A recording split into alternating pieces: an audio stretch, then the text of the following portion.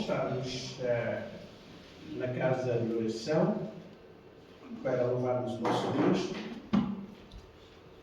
Vale a pena usar este tempo que ainda temos e a liberdade também que estamos desfrutando para continuar a nos reunirmos como povo de Deus. Um dia poderá ser difícil conseguir. Já há irmãos nossos que não conseguem estar reunidos assim, porque senão alguém entra com uma espingarda e acaba com eles. Reúnem-se às escondidas, através das mensagens de telefone, e às vezes são descobertos e perseguidos e disciplinados, aprisionados, só porque se reuniram para louvar o Senhor Jesus Cristo. Então vale a pena aproveitar esse momento, seja aqui ainda, seja durante as férias. E eu digo aos irmãos que não sei qual é a vossa sensação, mas um domingo passado sem estar com os irmãos no culto passou a ser estranho. Irmãos, se lembram o nosso aniversário aqui da igreja, o nosso aniversário do mês passado, ou ano passado já, não é? E nós mudámos o culto para a tarde. Nós não tivemos culto de manhã. Não sei qual foi a vossa sensação. Eu senti-me perdido. Eu confesso aos irmãos. Levantei-me, preparei-me, mas o culto só era à tarde. Não é? Tentei andar um pouco lá por Lisboa, mas não me sentia bem. Há qualquer coisa que estava a faltar. E o culto era à tarde. Mas aquela manhã, já por uma questão de hábito, talvez, foi tão estranha aquela manhã. Sei, temos que estar com os irmãos. Isso não... Ainda bem que tivemos o nosso culto à tarde. Então é bom louvarmos o nosso Deus. Como os irmãos sabem, eu vi em Moçambique, na conferência Fiel, na Nampula.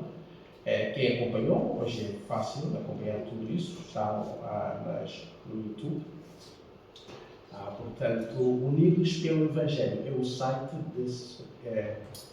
dessas conferências lá em Nampula. Unidos pelo Evangelho. Quem vai lá vai ver as mensagens praticamente dos últimos anos da conferência que se tem realizado lá. E estava muito cheio, pela primeira vez atingiu o seu número bastante. Lembro-me que a minha senha de almoço era 700 e tal, e a lista ia até 850, só os participantes ali, tirando a cozinha, os funcionários, quem gera aquele espaço. Então foi um banquete espiritual grande. Estava a brincar um pouco. Tivemos lá o nosso irmão Paulo Rocha, também o pastor Maurício Andrade, do Brasil, Charles Woodruff, que ela que organiza lá, é médico de profissão, o pai, o pastor dele, que o levou a Cristo de certa forma, já idoso, mas esteve lá e foi muito bom ouvir e aprender da parte dos irmãos. Eu estava a brincar um pouco, dizer que se alguém quer ver Paulo Rocha a dançar, então clique lá. Imagina, quem conhece sabe, não é? Nunca vi um homem às vezes tão frio.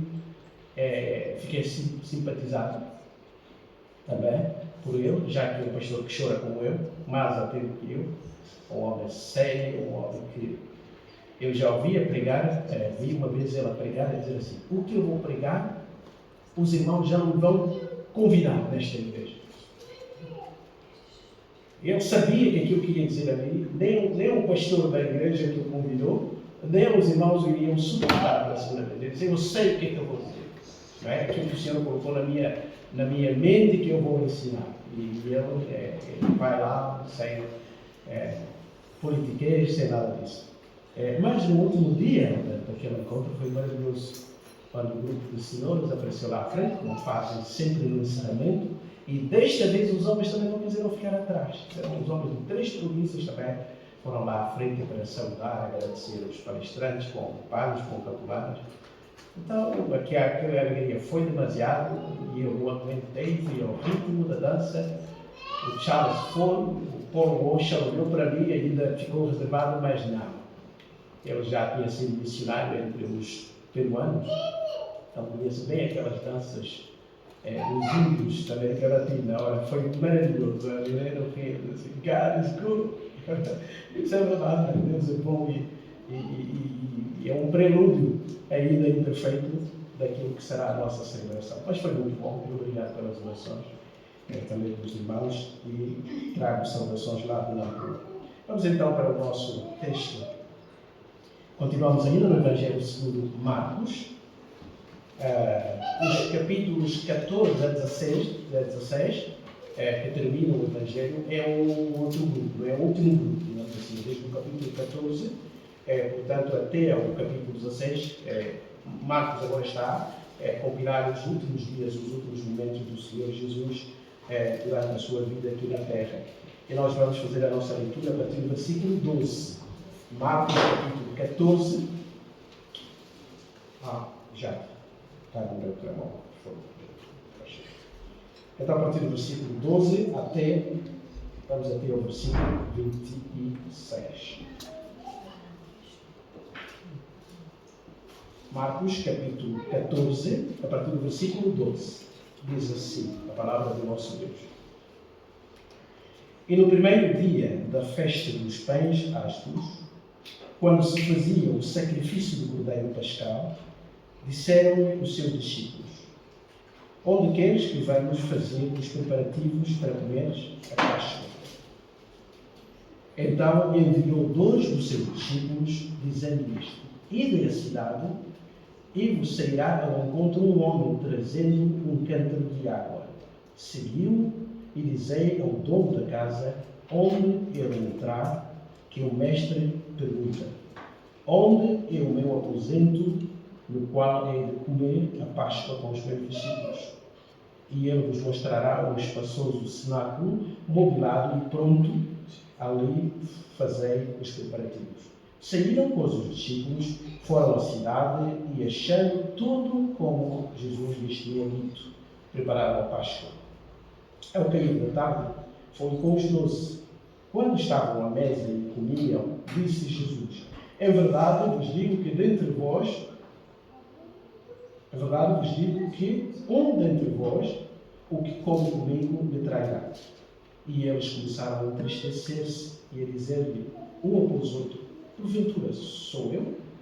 Respondeu-lhes: um dos 12, o que mete comigo a mão e o prato.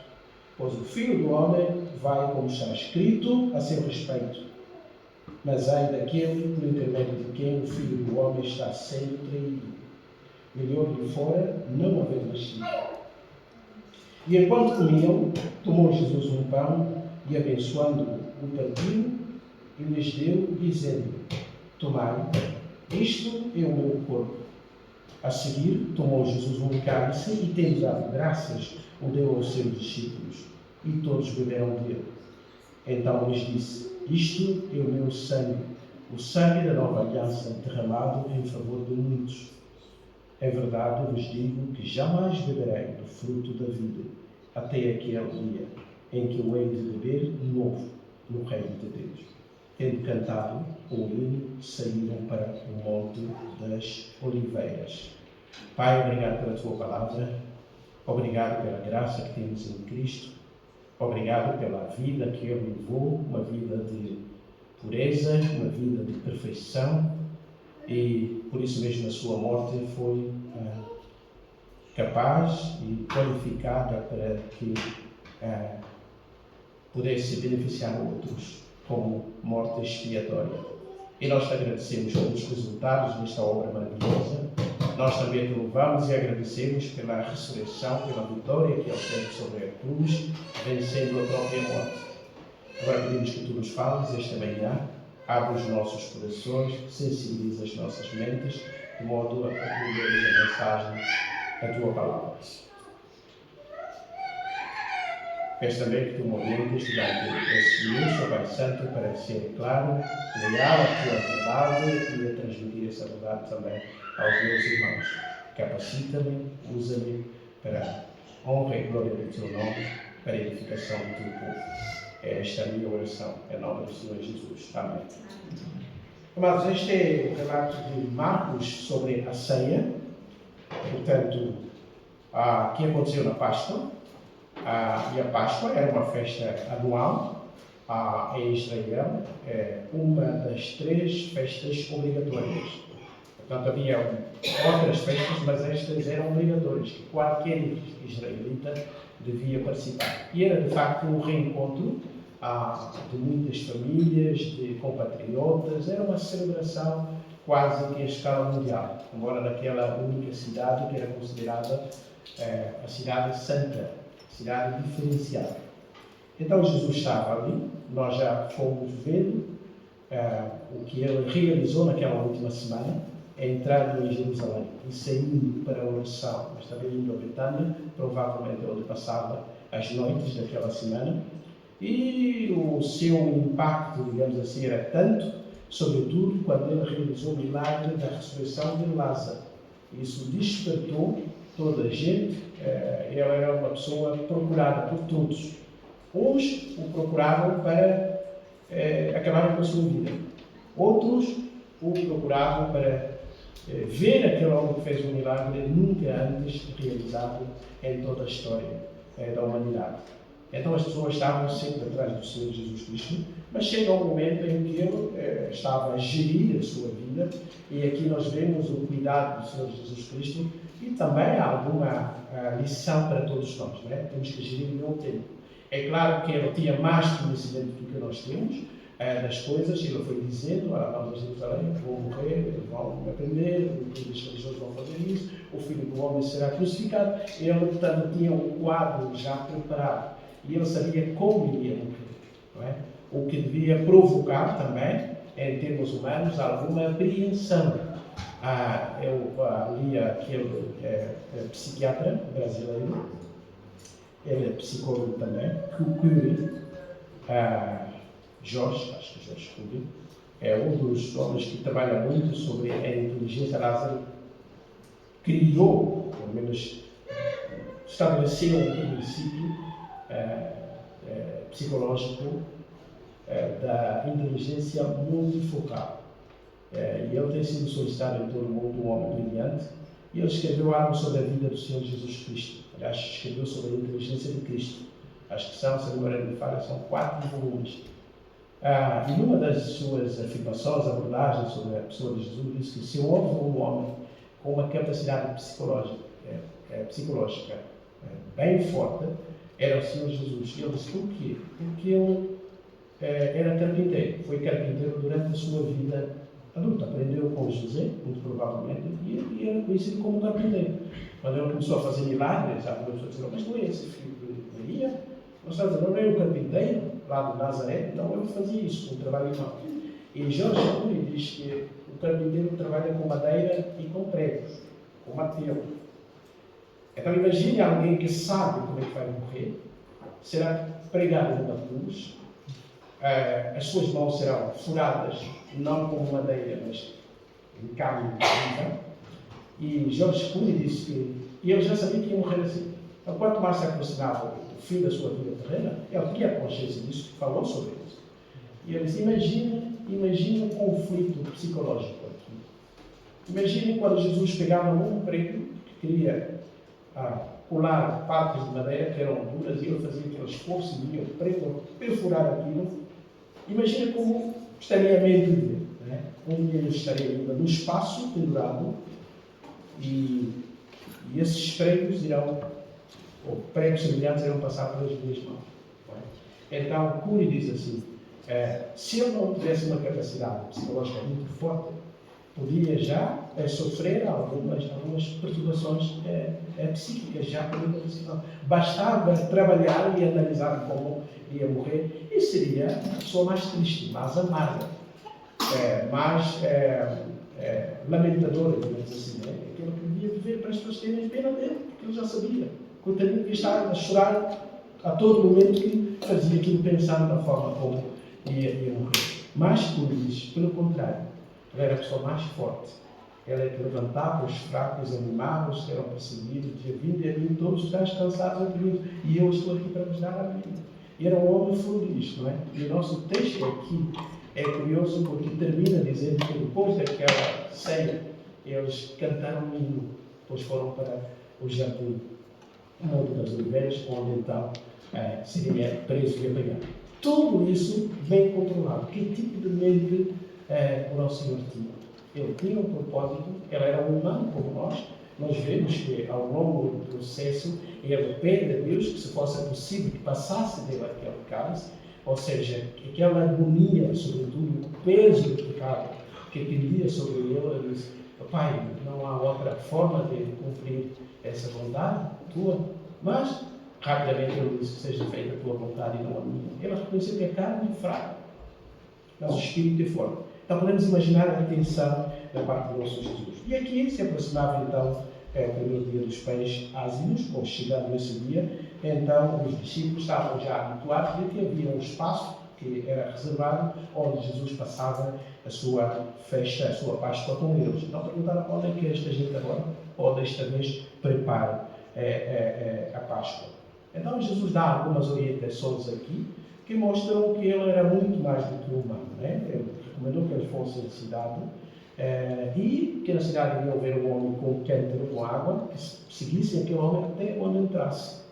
Então, e aquela era a casa. Então, que eles seguissem aquele homem, entrassem naquela casa e depois perguntassem o nome da casa, onde estaria um espaço para ele passar a Páscoa.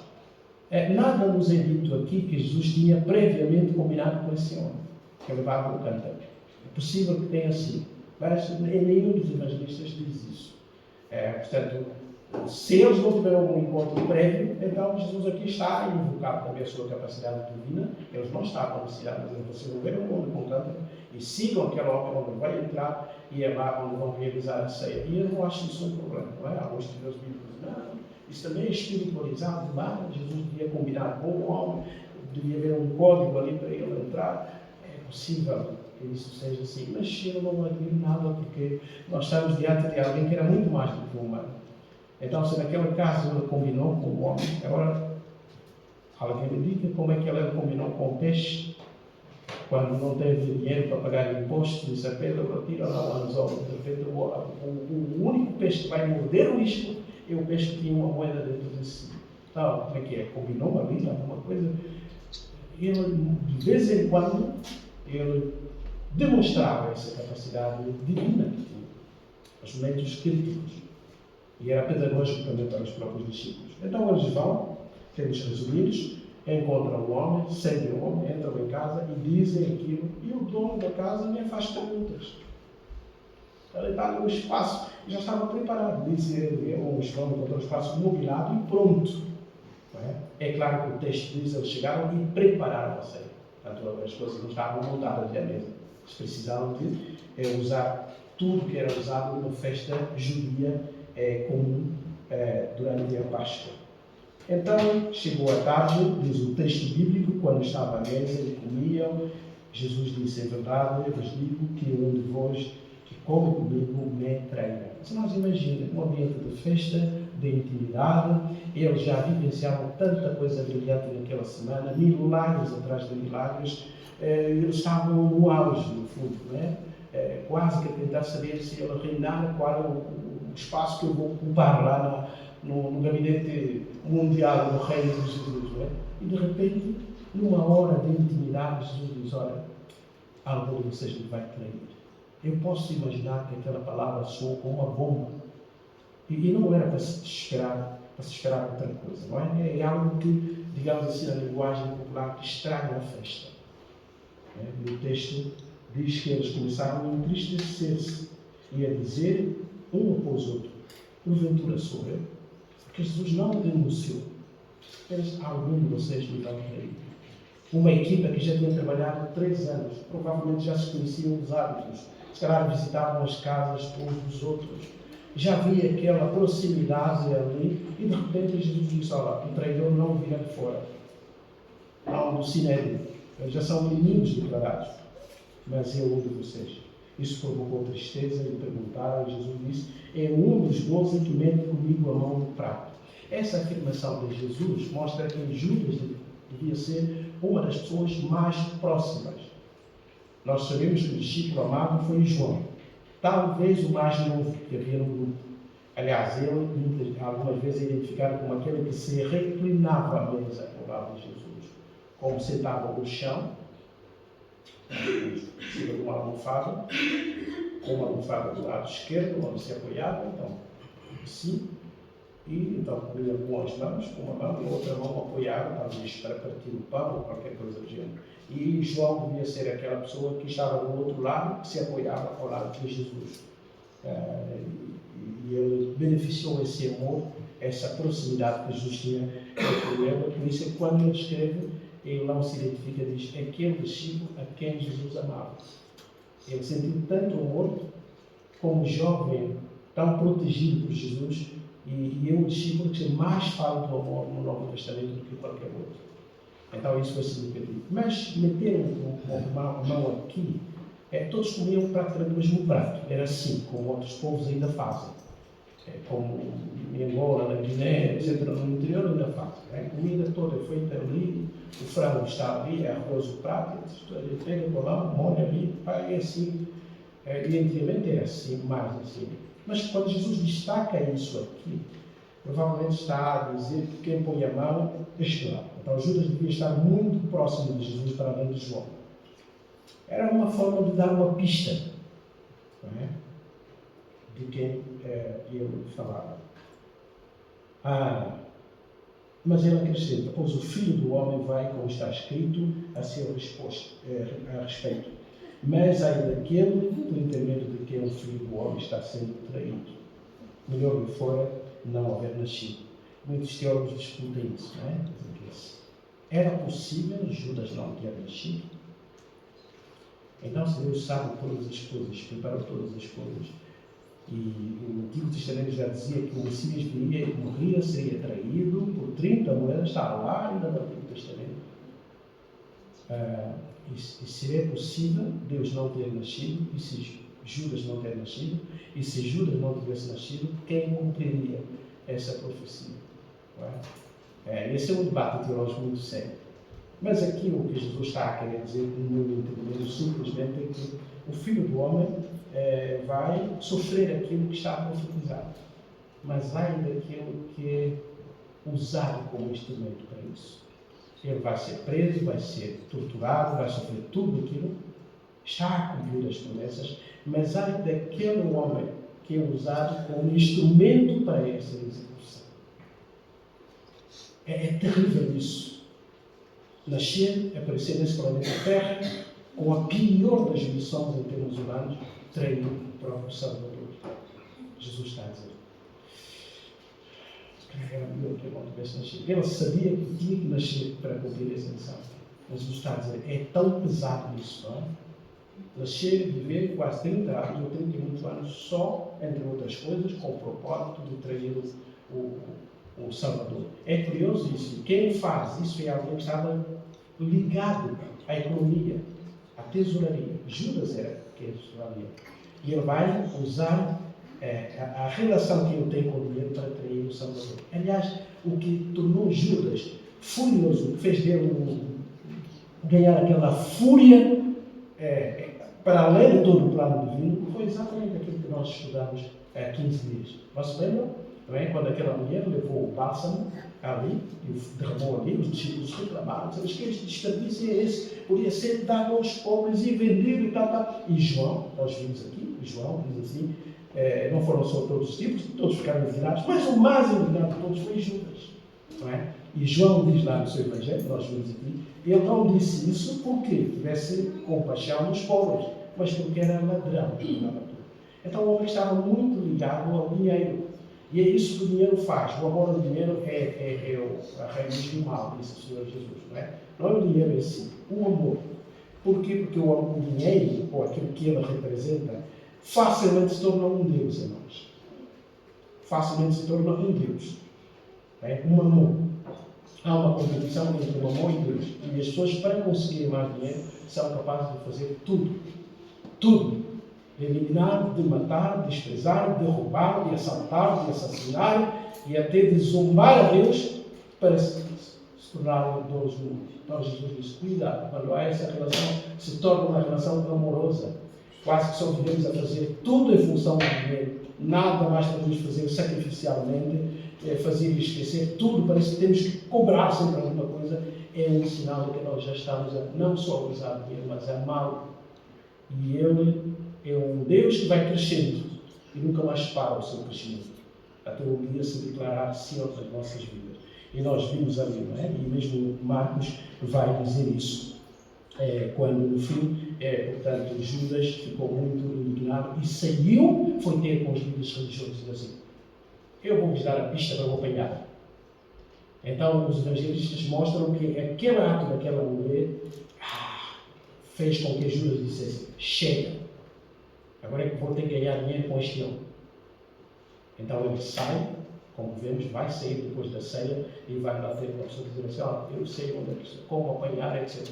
Vou-vos dar uma pista, vou dar um beijo e aquele homem. Porque Jesus era tão simples, tão humilde, que estava no meio dos discípulos e era difícil identificá-lo.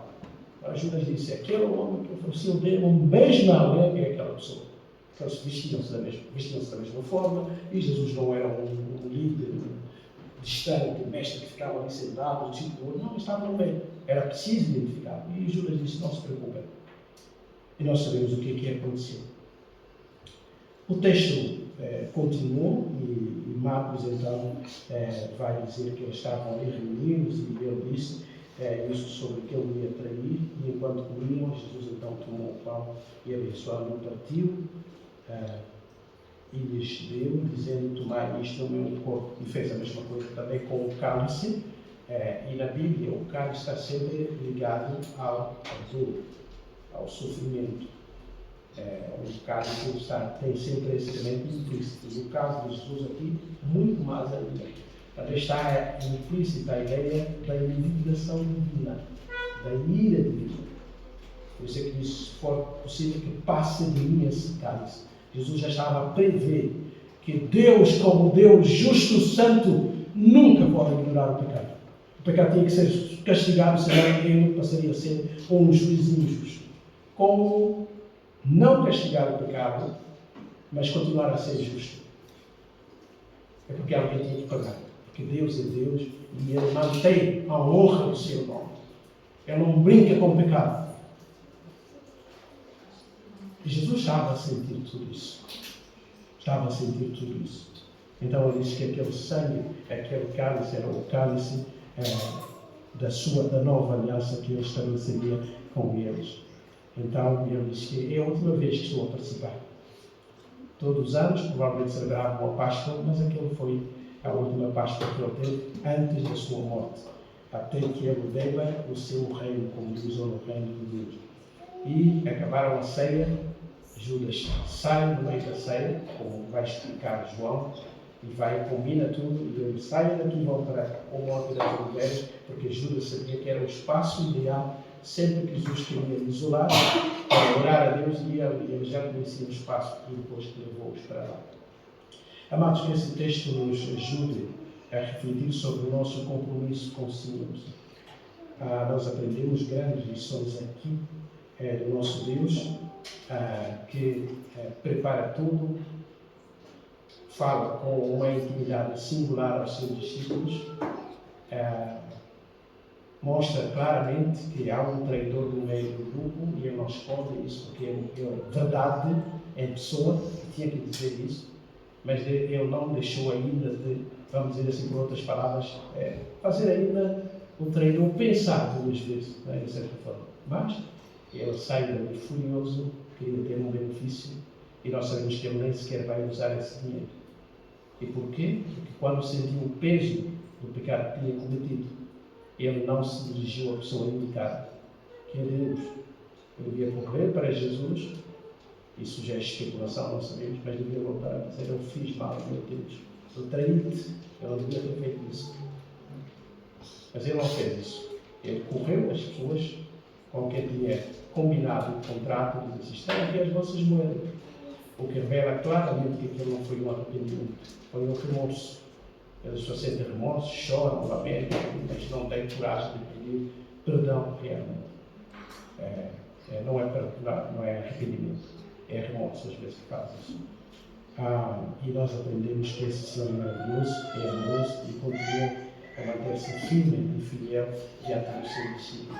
E no fim daquele jantar maravilhoso, daquela ceia tão marcante, ela ainda cantou com os seus discípulos. Cantaram e saiu então, foi para o lugar onde podia buscar forças para aguentar a fase final daquilo que o aguardava. Que Deus nos abençoe, que Ele nos ensine a amá-lo cada vez mais. Nós vamos terminar o nosso culto ainda comemorando a ceia do Senhor. Hoje vamos fazer de uma forma diferente.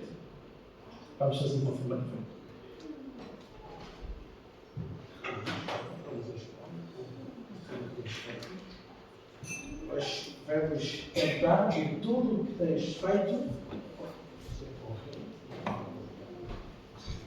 tudo o que vais fazer. Vamos cantar este cântico.